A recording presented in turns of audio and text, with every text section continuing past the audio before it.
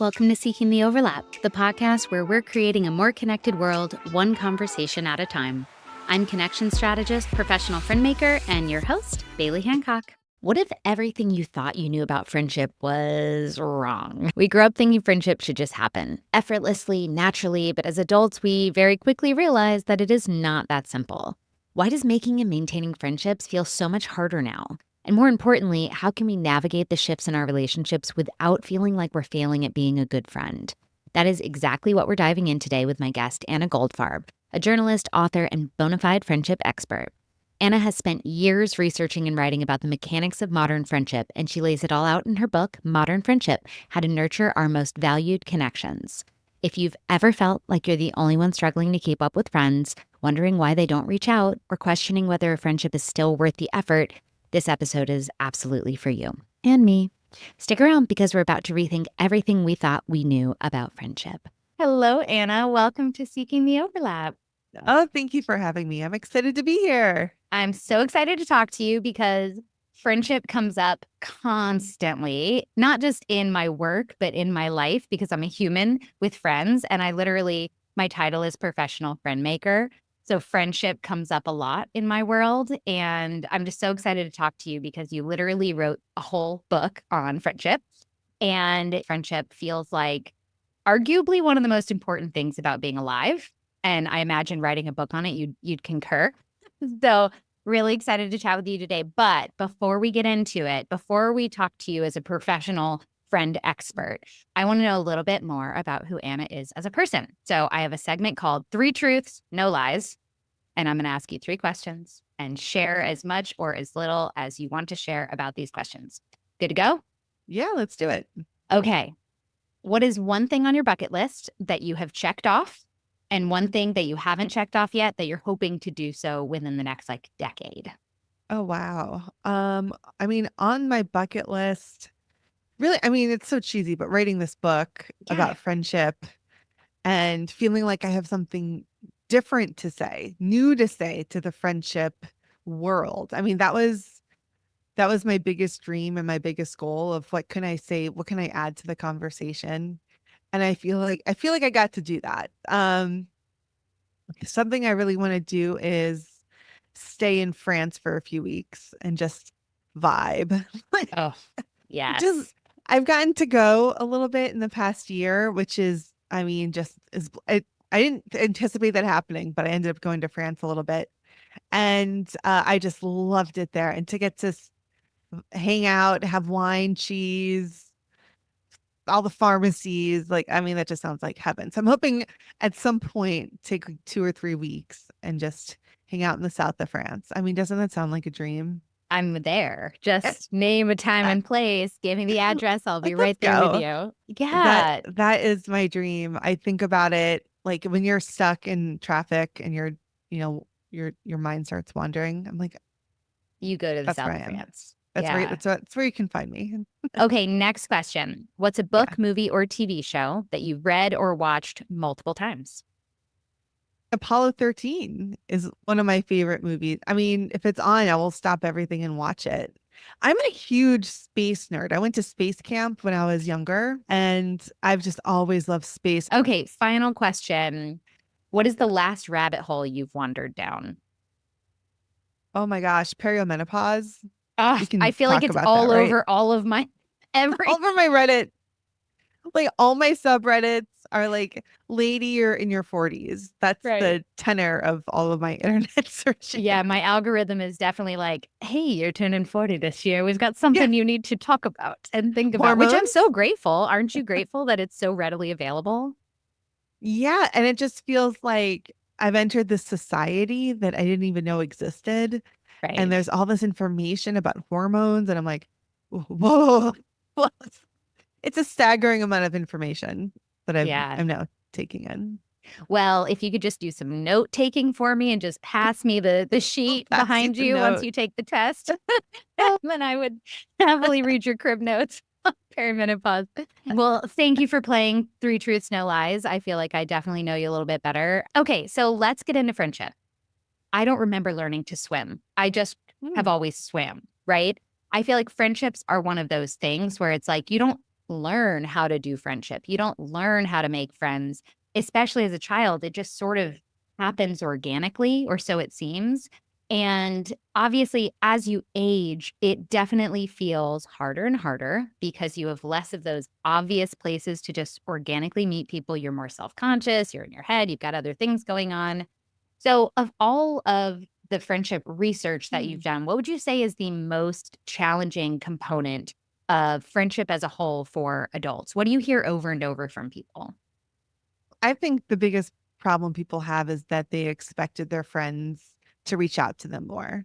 Mm, I did a survey of over 100 people, and that's what was one of the questions I asked was, "What do you wish your friends did more of?" And the most common answer was, "Reach out to me." hmm. So I think that that's been the biggest shock of people just think, "Oh, we had these have these great friendships. We have all these happy memories together, but I never hear from them. Why?" And did you do a follow-up question of how often do you reach out to your friends? Because what's the correlation there, right? Are they You doing all know, the outreach or they're just expecting it to come inbound? I think people really expect that friendship is a one-way street. It's like something that we absorb, like we're the chosen person. A lot of our media is like that. Like, you don't see people being the hero is the one whose friends are good friends to them. You don't see the hero being the good friend to the other people.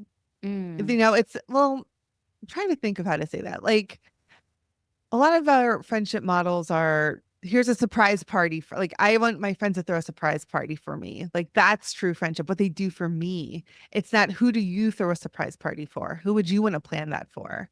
That's not mm. usually the hero of the story.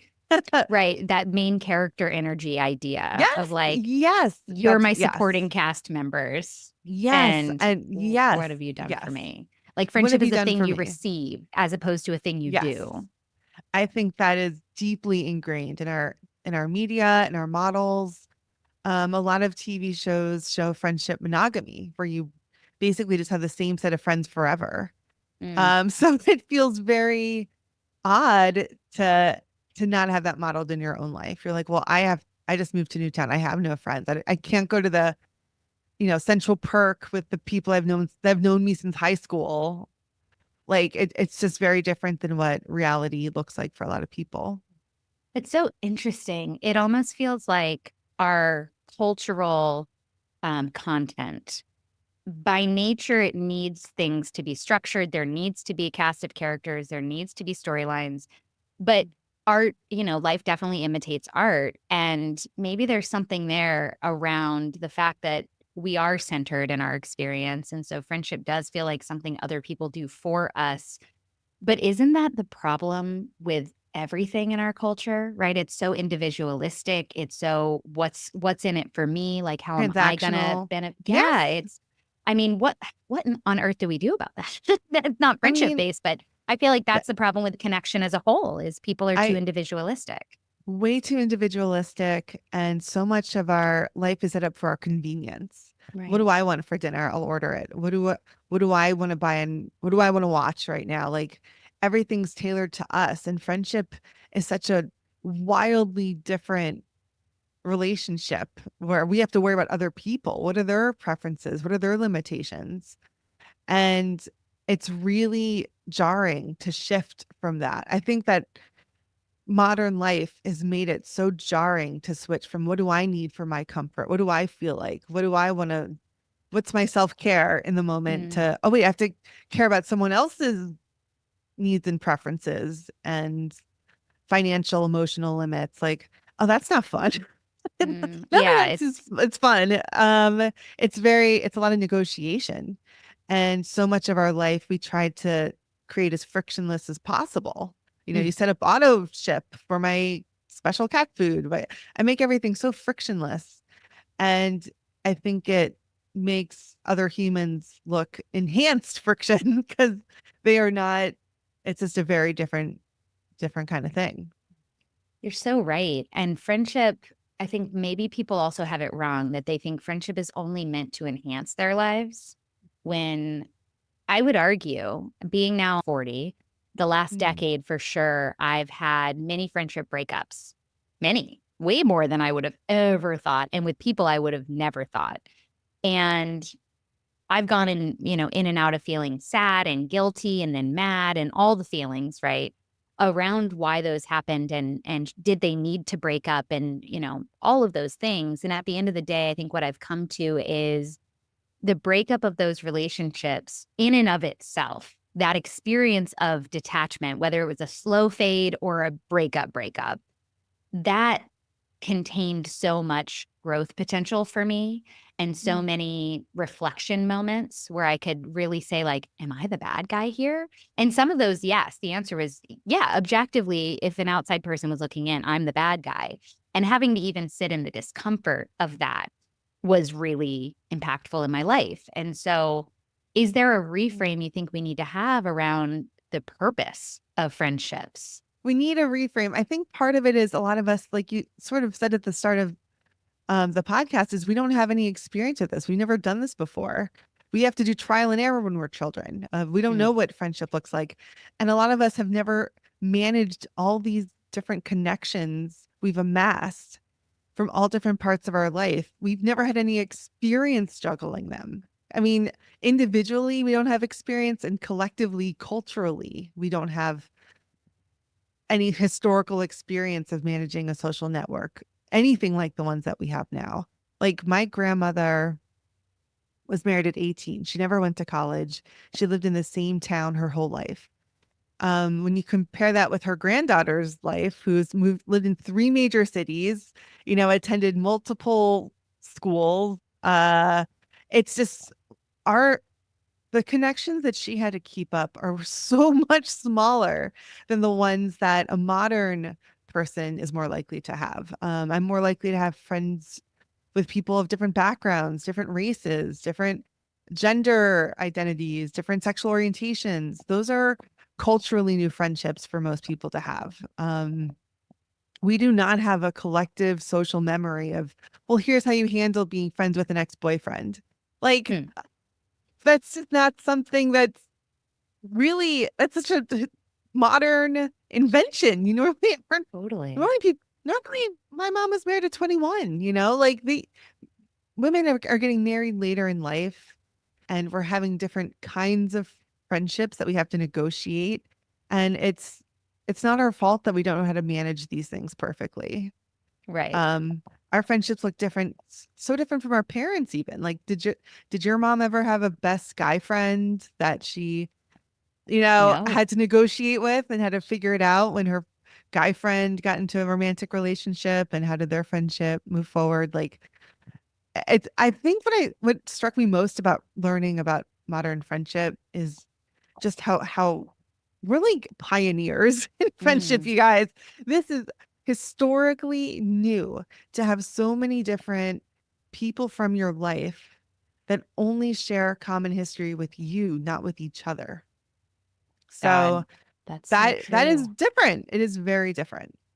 I mean, and then you throw on social media with visibility. Hmm. My God, that alone, I imagine, could be an entire book of like, what does being aware of what the people in your life, past and present, are up to all the time and who they're hanging out with, and being able to keep in touch, seemingly so easily. That's like, you aren't supposed to know what your exes are all doing and who they're No, dating and where they're that's going on unnatural. vacation. Like, that's unnatural, It's nor is it wildly helpful. unnatural. Right. It's certainly not the way things have ever been. And I mean, I think about the difference even in my relationships and my husband's relationships with friends. Like, he is from the place he currently lives. He went away for college and then came back. So he is currently friends with people he's known since middle school and sees them regularly. Mm. And every now and then he's added a new person to his circles here and there, usually through me. But me, on the other hand, like, I've lived in multiple places. I've moved across the country. I've gone to different schools. I'm a professional friend maker. So I pick people up like lint. Like, it's not a problem. I have friends all day, every day from everywhere. And we have such different perspectives. He actually asked me recently if, like, who my best friend was.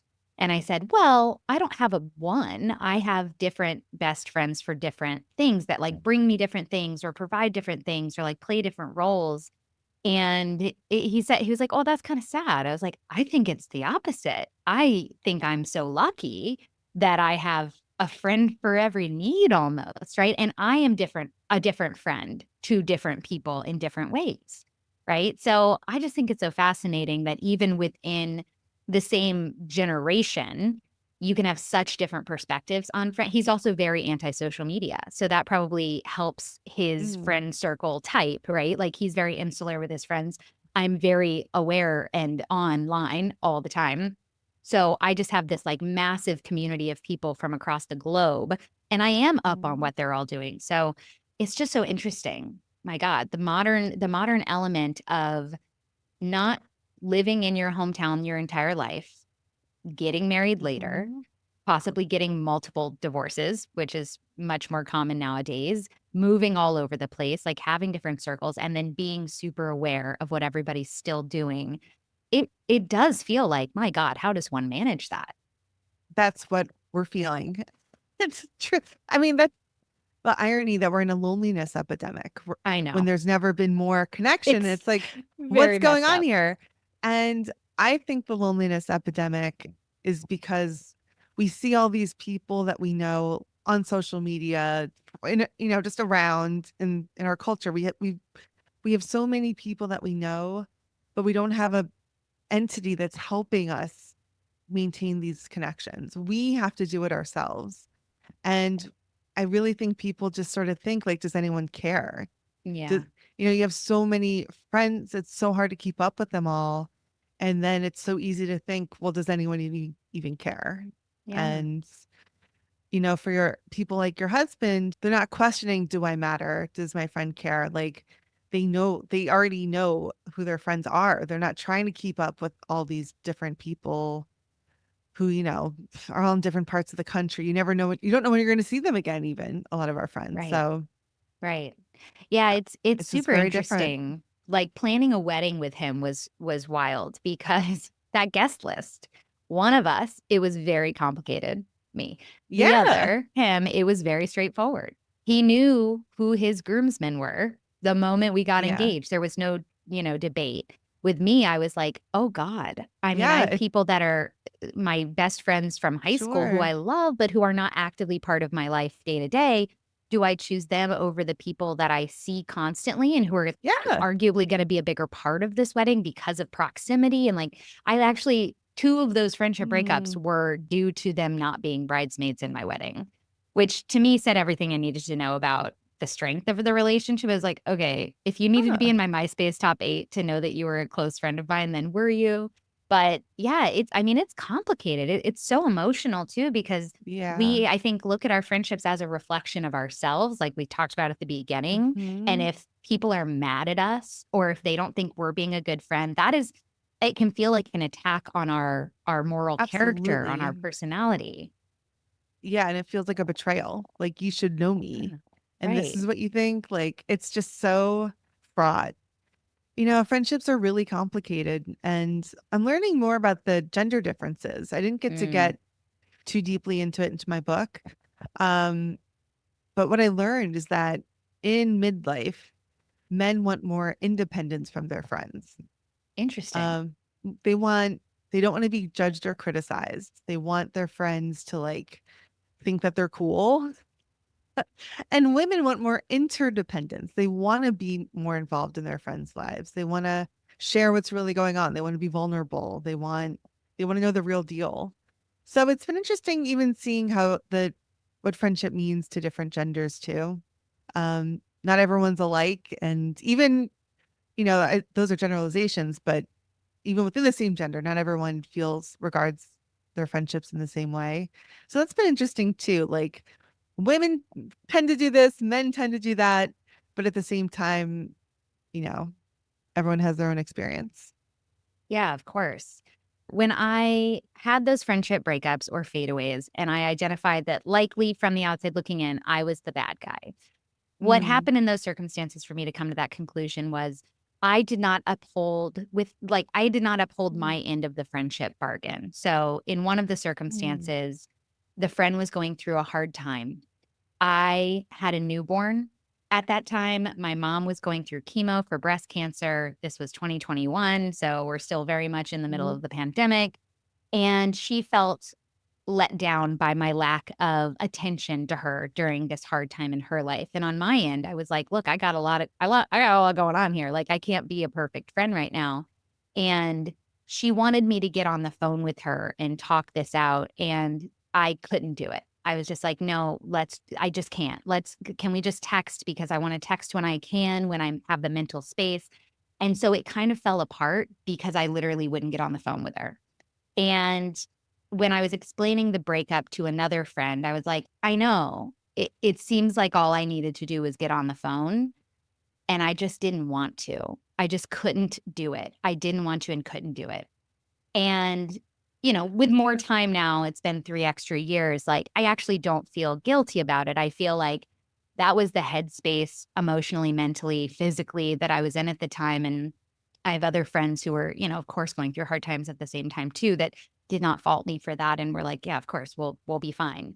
What are the things that people often don't do or do, in my case, it was a not do, that Mm. can lead to a friendship fading or falling apart or breaking up? Like, what are the things that we do wrong to screw up a good friendship? Maybe not a good friendship, but screw up a friendship. I think when you have thoughts like, why isn't my friend happy enough for me? Why isn't my friend doing more for me? I think that that's a really dangerous place to be. I think a more empowering question is, what can I do to help my friends? Like, what can I do to help them? That's a different question and makes you feel more active. Mhm. I think people can talk themselves into a really negative space with very limited information. Like what I heard from what you just shared was that one friend was drowning. And the other friend is like, hey, I noticed you're drowning. Can we talk about how that makes me feel? Yeah. Instead of, hey, I noticed you're drowning. How can I help you? And I see that as a very common pain point with new moms and, a friend who's grieving or a friend who's going through a hard time is that one friend will feel abandoned and Yeah. feel like, well, you're not there for me. I feel abandoned. I need to talk about that. And the other friend is like, well, I'm in survival mode and now you want to add something else on my plate. Not loving that. So I Yeah. think that's the disconnect. I would tell the friend who's feeling abandoned, totally get that. But what if you asked, what can I do to help my friend who's in survival mode? Because survival mode is worse than feeling abandoned. Way Like worse. abandonment, when you're abandoned, it's an emotional wound. Like you can self-soothe, but to the friend who's in survival mode, that's where the attention should be. If you want this friendship to endure. Well, Um, there's the key, right? It's yeah. like, do you wanna go to couples therapy or do you wanna break up? And I think sometimes Mm, we already have in our heart what we want to happen or what we're okay with happening. And for me, I think the reason why I was okay being the villain from the outside looking in was because I I didn't have the emotional capacity to tend to somebody else that was so far down the totem pole of importance in my life at that moment in time, right? Like there were very clear people at the top, yeah. and myself included. And so to me, that was an indicator that perhaps there's misalignment here. And this is not the kind of friendship that I want at this phase of my life. This friendship was amazing 5 years ago when neither of us had kids. It was pre COVID, life was dandy, things were good, but things got hard. And the hardness of the time did Mm, not lend itself to the type of relationship that we had. So I yeah. let go. I didn't want to get on the phone and work it out. That sounded like so much more emotional labor to me at that time, and I didn't have it. And I also have a deep, deep desire for people to like me and not be disappointed in me. And to get on the phone meant acknowledging that I had hurt her or that I had disappointed her, and I just couldn't do it. I couldn't do it. And so I let it go. And, it's been 3 years and I still think about it all the time. And it's not that I of course, miss her, but I don't miss having to put in so much extra effort to make something as beneficial as many of my other relationships feel without so much effort. I think your friend misunderstood misunderstood the moment and that she indulged in the negative feelings too much instead of saying that's on me to deal with how I'm feeling about being abandoned in the friendship. But as a friend, I'm here to help. That's what we're here for our friends to do. And I've seen this a lot in essays that people write about friendship. Of like true friends. What's a true friend? A true friend is someone who shows up for you at 3 a.m. A true friend is someone who drops everything and flies across the country. And I think that really sets us up for unrealistic expectations because then when a friend can't be there for you at 3 a.m., when they have a baby, they're grieving, their mom's sick, then it's like, is this a true friendship? I'm freaking out because you're not fulfilling this hero fantasy I have for what friends should be doing for one another. Which likely came from the movies or Yes, TV. like of course, of like I'll be Right. there with and when we were in our 20s, we could do that. We could play that heroic role for one another. But as our priorities change, like you talked about, and our roles change, our identities change. It's like this is a fantasy. This is a hero fantasy of what a friendship is. Right. And this isn't serving either of us. It's making one friend feel let down and abandoned. And it's making the other friend feel like I can't live up to those expectations. So, like, I don't know what I'm supposed to do with this. Right. It's Like, almost like you back yourself into a yeah, corner and you have to make a call that doesn't actually have to be made. exactly. Like, And why? I learned this lesson too. I was estranged from my younger sister for a while and she started having kids and I didn't have any kids and I had this feeling of like, why isn't she happier for me? Why isn't she more excited? I'm in the New York Times this week. Why doesn't she care? And I realized I had to change my thinking. I had to change it from wait, you haven't slept in a week and you have this crying baby. How can You I don't help even know you? what day it is. Wait, Like, like, how about if I stopped working myself up and listing all the ways that my sister's letting me down? What if I just said, like, how can I help? Why don't I mm, pitch in? And then I got the kind of relationship that I was yearning for. And we can do that for our friends. We can give that to our friends. It's really as simple as changing your mindset and having mature, flexible expectations for our friends. I don't expect my friend to come over at 3 a.m. She has her own life and her own family. It doesn't mean that she doesn't love me, it doesn't mean I don't love her. It just means we have to be realistic about what true friendship looks like. And it's not who does what for us. It's who we feel compelled to be our best selves to. mm. Okay. So flipping this around, at what point does it make sense to say, you know what? This doesn't seem to be a reciprocal relationship. I'm putting in way more than I'm getting. Like, what are those circumstances? Because I have to imagine there's also a huge contingent of Hmm. listeners who are like, all I do is pour into my friends and I don't feel like I get anything back, or I don't feel like they appreciate me, or I don't feel like I'm always cheering them on. I'm in the group text being like, yay for you. But when I do something, there's no cheers back. Like, what are the circumstances in which out of self-preservation or out of, I guess, pruning relationships so that you can pour into Hmm. ones that maybe are more reciprocal and symbiotic? What are those circumstances? One thing I talk a lot about in the book is that friendships are fluid. They Mhm. are expected to wax and wane. Friendships need an about, and the about Mm. needs to be clear and compelling for both people. Oh, say more about that.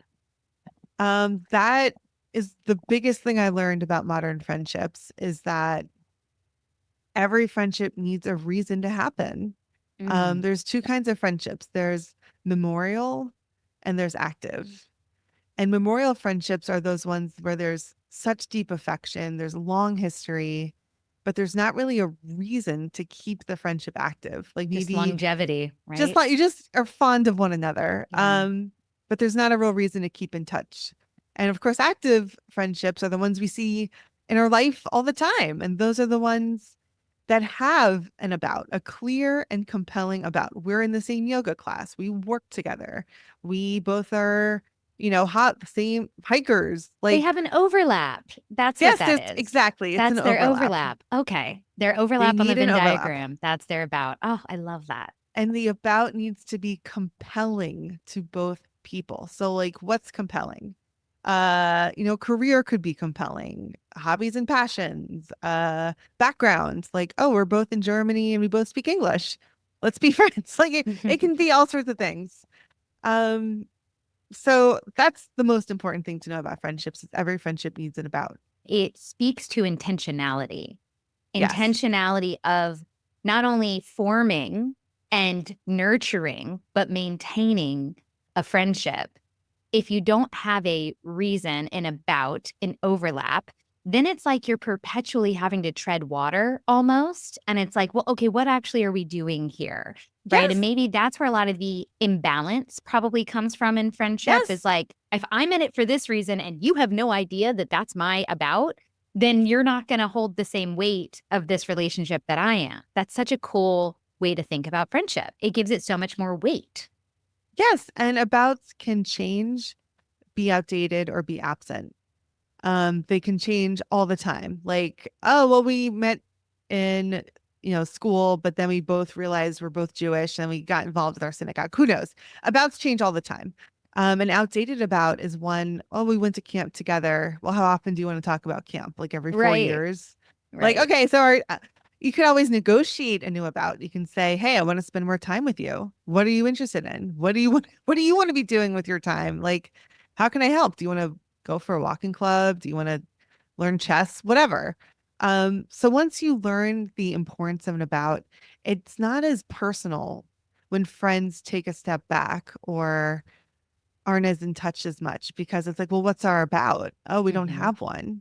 Oh, there's no reason for her to reach out to me. Right. Okay, well, I can change that. Like, Right. let's Can come we up with a watch a reason. show together? Can we binge a Yes. show on opposite coasts of the country? Yes. Or can we read the same book or listen to the same I mean, Right. God, that's I've never thought about it this way, where there's truly like a through line that you're both part of. The Yes. friendships that have withstood the test of time are ones where we hop to new abouts. Whether it's we both Mhm. listen to the same podcast and we'll text each other being like, did you listen to this week's episode? Hated it, loved it, whatever. Right. Like you still have those connection points, those overlaps. Yes. Otherwise, you fall into that like, so what's new?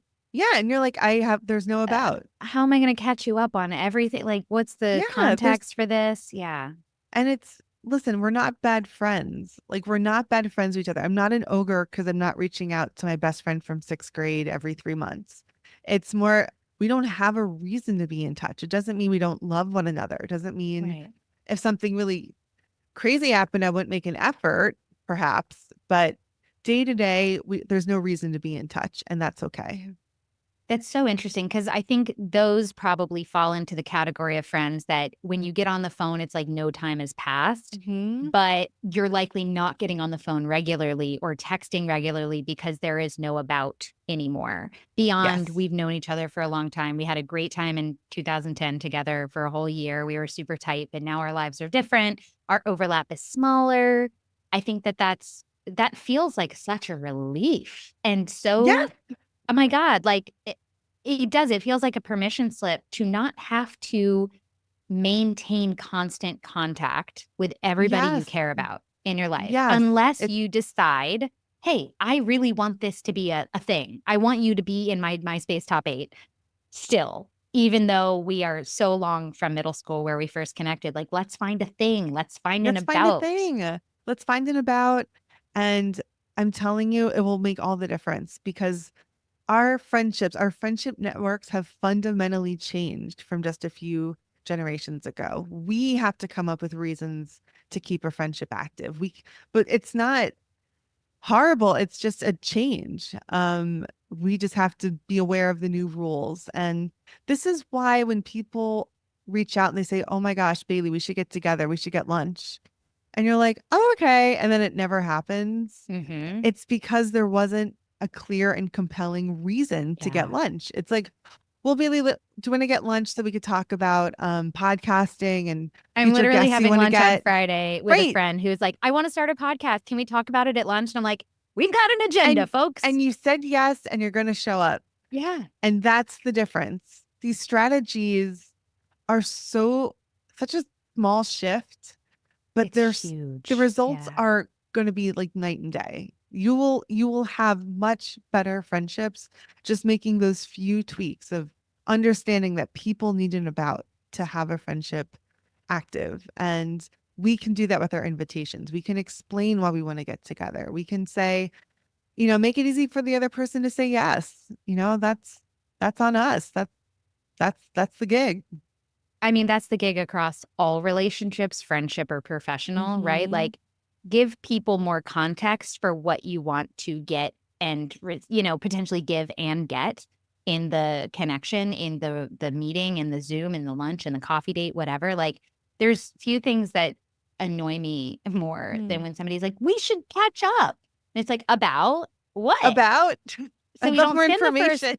15 minutes just like chatting about whatever. It's like, that's Yeah, great. But like, what are we trying to do here? That's going to roll around in my head for a really long time. So thank you for that reframe. of course. And we can model it for each other. And I model for my friends how I practice friendship. And my hope is that it's contagious in a great way, in a good way. Oh, Like I'm if sure. we show our friends, like, this is how I extend invitations, we can help one another. Can you give one example? Like if you're reaching out to a friend that maybe you haven't chatted with for a while, how do you tee that up? Like what's the Anna Goldfarb way of being a good, proactive, about centered friend? I told my friends who were my close friends and exactly why they're my close friends already. So I've already done some groundwork of, why the friendship is so special to me. And I make sure to tell my friends all the time, like, I Mm. love being your friend. You're so hilarious and intelligent Okay. and warm and caring. Like, I just love being your friend. Oh my Um, God. That alone makes me want to I know, cry. I know I'm like That's so over the top with it. easy. That's so It's so easy easy. though.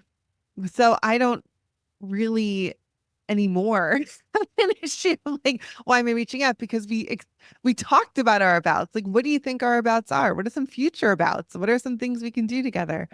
Mm. But if I haven't talked to one of my close friends, I'll be like, hey, I want to hear how that project's going. Are you around? I can call you in 20 minutes. So it's not out of the blue of like, hey, like, how are you? It's like, how is the project? I want to know how the project is. So it's directed and specific so that they can know to say yes or no. Or sometimes they'll say, hey, no need to respond. Like, just thinking of you. Like, feel free to heart this. And I know that it means that you're happy to see it. I do That that with new moms a lot. That's a big one Yeah, because reducing like when you're uncertainty. when you're Yeah. in that newborn stage of like up, you don't know what way is up and down and what time of the day it is. And like you're responding or reading in the middle of the night sometimes when feeding a baby. I'll just do like wellness checks where I'm like, hi, I love Yeah. you. I hope you're doing great. If you want to give me an emoji that explains how you feel right now, I'll take it. But otherwise, I'll talk to you when I talk to you. Because I know when I Yeah. was in that phase, that felt like somebody out there was thinking about me and had no Yeah. expectations on me. That is such a gift to give to your friends, is to say, here's how I will interpret your silence. Yeah. Like, I'll say things like, if I don't hear from you by noon, I'll assume you can't make it. I'll be in touch soon. Like, things like that, that recognize that your friend is very busy. They're juggling a lot of roles and you're here to support them. You're not another thing on their to-do list. Ugh, Anna, thank you. Thank you for having Really, me. really, really. I think this is going to be so important for so many people to hear. And it's not, I think some of this was not what I was expecting in terms of friendship advice. And it Hmm. feels so much more doable. Like it That does. It feels, oh, that's my okay, vibe. this is what I can do. I'm already thinking like, ooh, what are my Mhm. abouts in my current relationships? And I can tell you right now, the moment you said that, I was like, that's why that one feels a little bit unstable right now because we Yeah, don't have an active about. We have an outdated it's about. outdated. Your body knows Ah, it. God. Thank you, thank you, thank you. This was so beautiful, so wonderful. Everybody go read Anna's book. I'm going to link to it in the show notes. Is there anything else you want people to know about friendship before we go? Science says 3 to 5 close friends is really all you need. You don't need a ton. Just be a wonderful, wonderful friend to a few people where you have a clear and compelling about. Thanks for listening to this episode of Seeking the Overlap. I would be so grateful if you would take a second to rate, review, and subscribe. It really does help others discover the show. And if you share this episode on social, be sure to tag me at Baily Hancock so I can send you some love. Until next time, happy connecting.